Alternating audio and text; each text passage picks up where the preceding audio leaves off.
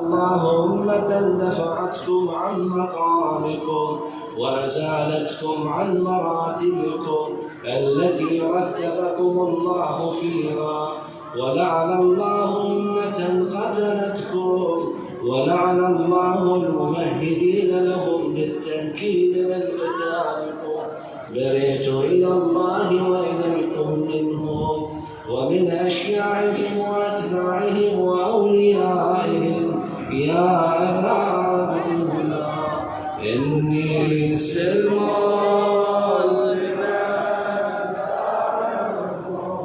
وحرب لمن حاربكم إلى يوم القيامة. ولعن الله آل زياد وآل مروان، ولعن الله بني أمية قاطبة، ولعن الله ابن مرجانة، ولعن الله عمر بن سعد، ولعن الله شمرا، ولعن الله أمة أسرجت وأنجبت وتنقبت لقتالك. بأبي أنت وأمي لقد عظم مصائبي بك، فأسأل الله الذي أكرم مقامك وأكرمني بك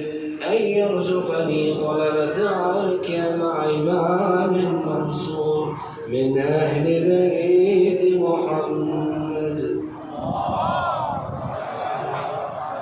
صلى الله عليه وآله. اللهم اجعلني عندك وجيها بالحسين عليه السلام في الدنيا والآخرة. يا أبا عبد الله إني أتقرب إلى الله وإلى رسوله وإلى أمير المؤمنين وإلى فاطمة وإلى الحسن وإليك بموالاتك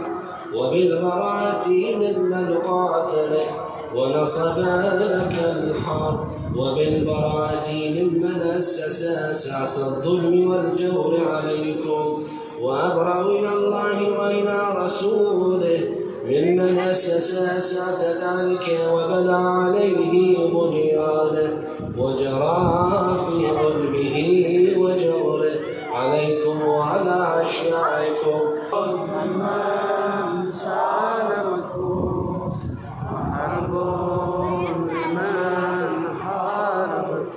وولي لمن والاكم وعدو لمن، فأسأل الله الذي أكرمني بمعرفتكم ومعرفة أوليائكم